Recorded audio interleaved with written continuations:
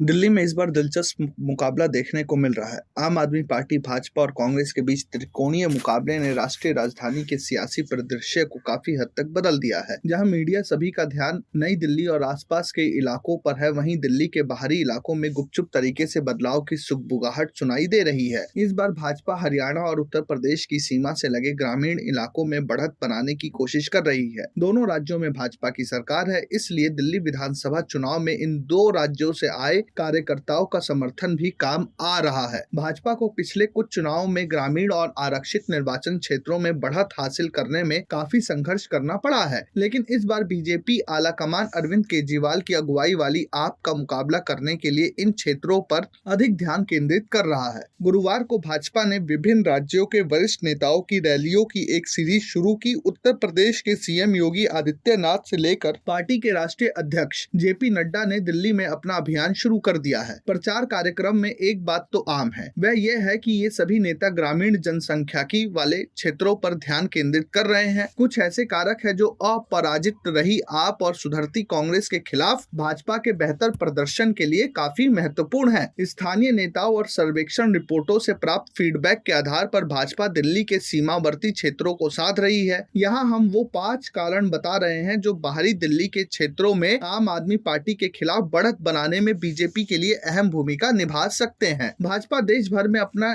विशाल cadre base के लिए जानी जाती है। दिल्ली यूनिट 25 से अधिक वर्षों से विपक्षी दलों को सत्ता से बेदखल करने के लिए संघर्ष कर रही है। हाल ही में हरियाणा और उत्तर प्रदेश में भाजपा मजबूत हुई है। कुछ महीने पहले पार्टी ने हरियाणा में एक अप्रत्याशित जीत हासिल की। दिल्ली हरियाणा से इस तरह सटी हुई उसकी 2/3 सीमाएं राज्य से जुड़ी हुई है। दोनों राज्यों का राजनीतिक प्रभाव दिल्ली में होना तय है। भाजपा का केंद्रीय नेतृत्व स्थानीय दिल्ली कार्यकर्ताओं के लिए एक बड़ी भावनात्मक बढ़ावा के रूप में हरियाणा की जीत का पूरा उपयोग कर रहा है। हरियाणा में जीत ने दिल्ली में स्थानीय पार्टी कार्यकर्ताओं को यह विश्वास दिलाया कि राष्ट्रीय राजधानी अजेय नहीं है। हरियाणा की सीमा से सटे गांवों में जाट समुदाय की अच्छी खासी मौजूदगी है। राजनीतिक रूप से इस समुदाय का खासा प्रभाव है। दिल्ली के पहले सीएम चौधरी ब्रह्म प्रकाश जाट नेता थे। बाद में 1993 में नई शासन प्रणाली को अपनाने पर साहेब सिंह वर्मा सीएम बने। राष्ट्रीय राजधानी की जनसंख्यिकी में बदलाव ने पिछले कुछ सालों से समुदाय की राजनीति की ताकत को दिल्ली में कम किया है। लंबे समय तक भाजपा मुख्य रूप से पंजाबी और वैश्य वोट बैंक पर निर्भर थी। दिल्ली के व्यापारी पहले भाजपा को बड़े पैमाने पर वोट देते थे, लेकिन आप के आने के बाद इनमें से एक बड़ा वोटर अरविंद केजरीवाल के पास चला गया। अब भाजपा राष्ट्रीय राजधानी में एक नया मतदाता आधार तलाश रही है। ग्रामीण क्षेत्रों में कई निर्वाचन क्षेत्रों में जाट और गुर्जर वोट तय होते हैं और इसलिए भाजपा अब इन मतदाताओं का समर्थन प्राप्त करने पर ध्यान केंद्रित कर रही है। दिल्ली का ग्रामीण क्षेत्र कभी बाहरी दिल्ली लोकसभा सीट के अंतर्गत आता था। उत्तर में नरेला और दक्षिण में बदरपुर से शुरू होने वाला विस्तार 20 विधानसभा क्षेत्रों से मिलकर बना है। इनमें से अधिकांश सीटों पर जाट, गुर्जर या अनुसूचित जाति का दबदबा है। सज्जन कुमार, साहिब सिंह वर्मा और केएल शर्मा जैसे कई दिग्गज लंबे समय तक इसका प्रतिनिधित्व करते रहे हैं। निर्वाचन क्षेत्र के 3 हिस्सों में बंट जाने से इलाके का परिदृश्य बदल गया। 21 निर्वाचन क्षेत्रों में से अधिकांश को